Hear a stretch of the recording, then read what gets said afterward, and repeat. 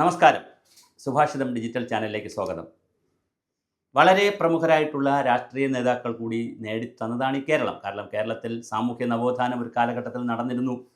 അതിൻ്റെ ശരിതെറ്റുകൾ ഇപ്പോൾ എങ്ങനെയെന്നുള്ളതിനേക്കാൾ പറയുന്നതിനേക്കാളും ഒരുപാട് കാര്യങ്ങൾ നടന്നു. ശ്രീനാരായണ ഗുരുദേവൻ, അയ്യങ്കാളി, ചട്ടമ്പി സ്വാമികൾ, മയ്യാഗുരു, അതുപോലെ തന്നെ പിന്നെ വൈകുണ്ഠസ്വാമി, പിന്നെ അങ്ങനെ തുടങ്ങി നിരവധി ആളുകളുടെ ശ്രമഫലം പിന്നെ വലുതും ചെറുതുമായിട്ടുള്ള വലിയ തോതിലുള്ള സാമൂഹ്യ നവോത്ഥാന നായകരുടെ ഒരു കളമായിരുന്നു കേരളം. അതിനെ തുടർന്ന് വന്നിട്ടുള്ള ഒരുപാട് ആളുകൾ കേരളത്തെ നന്മയിലേക്ക് കൊണ്ടുപോയിട്ടുണ്ട്.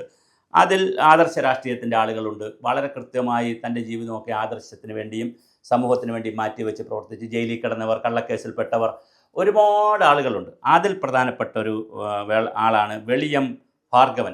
1928 മെയ് മാസത്തിലാണ് വെളിയം ഭാർഗവൻ കൊല്ലം ജില്ലയിലെ വെളിയം എന്ന് പറയുന്ന സ്ഥലത്ത് ജനിച്ചതെങ്കിലും മരണം വന്നത് 2013 സെപ്റ്റംബർ 18-നാണ്. 85 വയസ്സിലാണ് അദ്ദേഹം മരിക്കുന്നത്. തിരുവനന്തപുരത്ത് വെച്ചാണ് അദ്ദേഹം ചെറിയ അസുഖം വന്നിട്ടാണ് മരിക്കുന്നത്. 85 വയസ്സ് വരെ ജീവിച്ചിരുന്നു.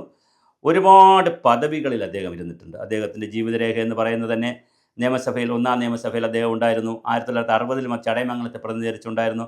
പ്രാക്കുളം സമരത്തിന് നേതൃത്വം നൽകിയിട്ടുള്ളതാണ്.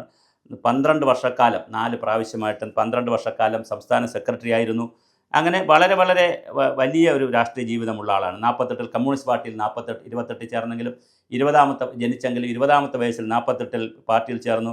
57, 60 എന്നീ വർഷങ്ങളിൽ നിയമസഭയിൽ ചടയമംഗലത്ത് നിന്ന് CPI ടിക്കറ്റ് മത്സരിച്ചു. ഇപ്പോഴും ചടയമംഗലം CPIക്ക് തന്നെയാണ്, ഇപ്പോൾ ചിഞ്ചുറാണിയാണ്. അപ്പോൾ എത്രയോ വർഷമായിട്ട് ആ മണ്ഡലത്തെ അങ്ങനെ നിലനിർത്തുന്നില്ല. അവരുടെ പരിപാടിയുണ്ട്. 56 CPIയുടെ സംസ്ഥാന കൗൺസിലിലേക്ക് വന്നു. 71 പാർട്ടിയുടെ ദേശീയ കൗൺസിൽ അംഗമായി.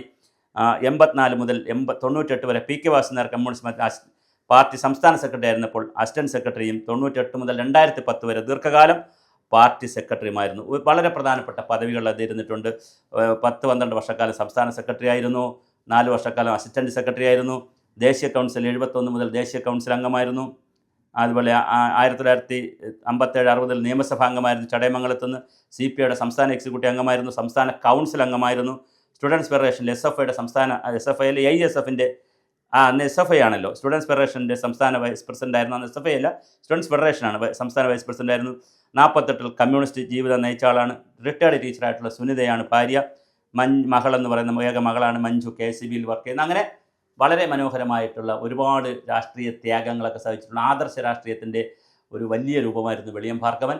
എന്തായാലും അദ്ദേഹം വളരെ വലിയ തോതിലാണ് കേരളത്തിൽ സംഭാവന നൽകിയിട്ടുള്ളത്. ആ കാലഘട്ടത്തിൽ PK വാസുദേവൻ നായർ, MN ഗോവിന്ദൻ നായർ എന്നൊക്കെ പറയുന്ന അച്യുതമേനോൻ, വലിയൊരു നിര തന്നെ കമ്മ്യൂണിസ്റ്റ് പാർട്ടിയുടെ നേതൃത്വത്തിലുണ്ടായിരുന്നു. എല്ലാ ഗ്രൂപ്പ് രാഷ്ട്രീയത്തിനൊക്കെ അതീതമായി കേരളത്തിൻ്റെ നവോത്ഥാന നായകർ, ഗുരുക്കന്മാർ വെച്ച മണ്ണിൽ, ഉഴുതുമറിച്ച മണ്ണിൽ ഒരുപാട് കാര്യങ്ങൾ ചെയ്യുന്നതിന് ഇദ്ദേഹത്തിന് അവസരം കിട്ടിയിട്ടുണ്ട്. അദ്ദേഹം മന്ത്രിയായില്ല.